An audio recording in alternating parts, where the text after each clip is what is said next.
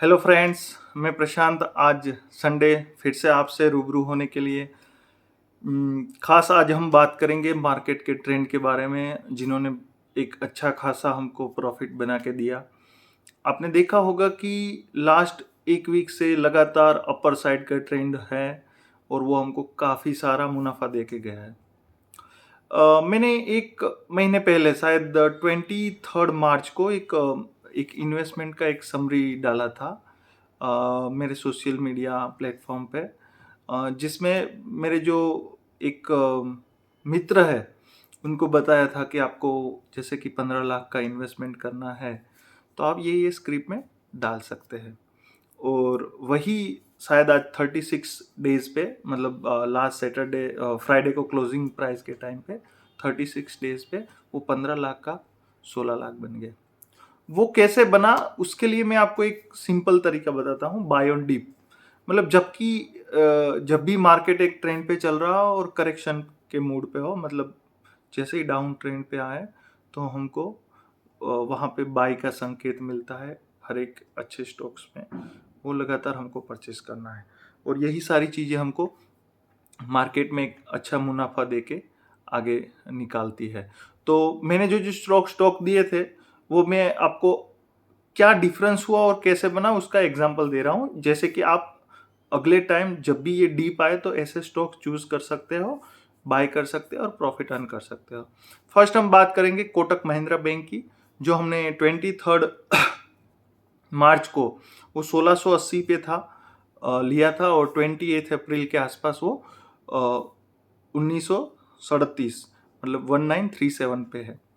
तो उसका जो एक प्रॉफिट बना वो ऐसे ही हर एक स्टॉक में आप उनको 23 मार्च की प्राइस और 28 अप्रैल की प्राइस ऐसे आप हर एक का मैं आप एक बार कैलकुलेशन कर लेना। हर एक में मैंने 1-1 लाख अलोकेशन किए हैं, जिसमें डी मार्ट है, अल्ट्राटेक सीमेंट है, बजाज फाइनेंस है, पॉलीकैब है, रिलायंस इंडस्ट्रीज है, टीसीएस है, Infosys, HDFC bank, ICICI, ITC, Asian Paint, LNT, HUL and Nestle India है।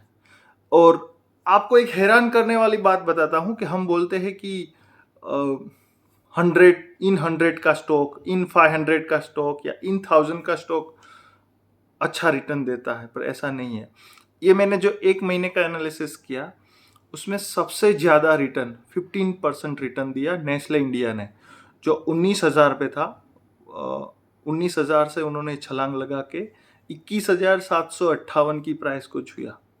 मतलब सबसे ज़्यादा रिटर्न जो स्टॉक में निकला वो निकला नेस्ले में।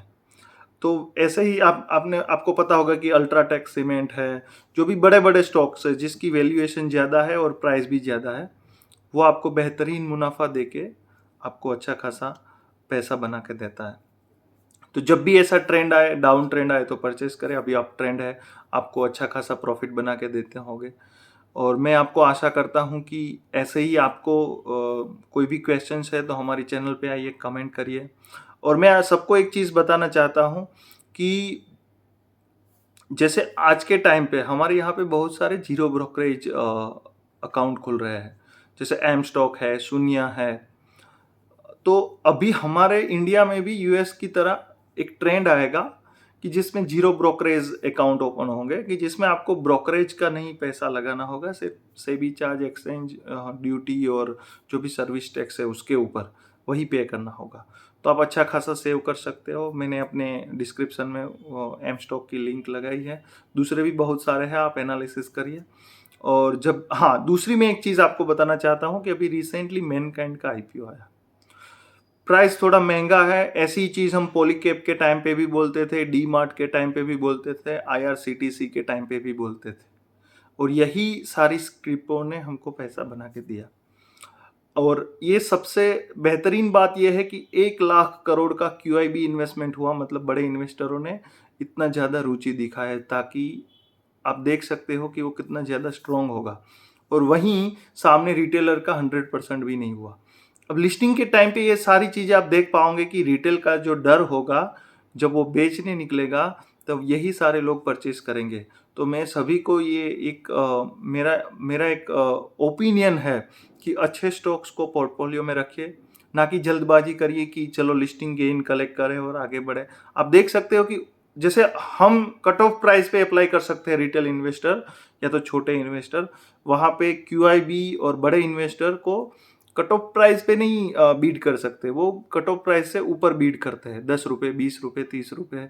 तो उनके लिए तो क्या है कि उनको पता है कि ये स्टॉक्स की वैल्यू क्या है, वैल्यूएशन मिली क्या है, और लिस्टिंग में यदि लोग बेचने आएंगे तो हमको कौन से प्राइस पे खरीदना है और कब तक वेट करना है। क्योंकि वो पूरा क्या होता है कि उनका एक इंटरलिंकिंग प्रोसेस है। तो हमको भी जब भी ऐसे स्टॉक्स मिले, हमारे आईपीओ में अलॉटमेंट हो, तो हमको उसको एटलीस्ट जो लॉक इन पीरियड है तब तक तो वेट कर ही लेना है। और आपको अच्छा खासा लिस्टिंग गेन मिल रहा है तो मैं तो बट नेचुरल बोलूँगा कि लिस्टिंग गेन अच्छा है तो फिर ज़्यादा वेट नहीं करें। पर लिस्टिंग में यदि अच्छी कंपनी है जिसका फंडामेंटल टेक्निकल स्ट्रॉन्ग है और वो डाउन जा रही है कोई मार्केट के ट्रेंड के हिसाब से, जैसे कोई नेगेटिव सेंटिमेंट्स है उस हिसाब से वो नीचे जा रही है, तो उसको रख देना है, डीमेट में रखना है। पर ऐसी स्क्रिप्टों को नहीं कि जो एकदम मतलब स्टार्टअप हो, जिसका कोई वैल्यूएशन सही नहीं हुआ हो, ऐसी स्क्रिप्ट को नहीं। जो पुरानी कंपनी हो, 20-30 साल पुरानी हो, जिन्होंने अच्छा खासा प्रॉफिट मार्जिन किया हो, जिनका sales record, P ratio, CAGR सब कुछ अच्छा हो, ऐसी कंपनी को आप अपने पोर्टफोलियो में शामिल करें, जो अपनी एक अच्छी खासी वेल्थ बना के देता हो। दूसरा, मैं आपको एक अच्छा एग्जांपल ये शेयर करना चाहूँगा कि जब भी कोई शेयर आप खरीदे, उसके बाद यदि वो नीचे जा रहा है, नीचे इन सेंस के वो प्राइस से नीचे नीचे ट्रेड करना स्टार्ट कर रहा है, तो या तो आप स्टॉप लॉस बुक कर लीजिए।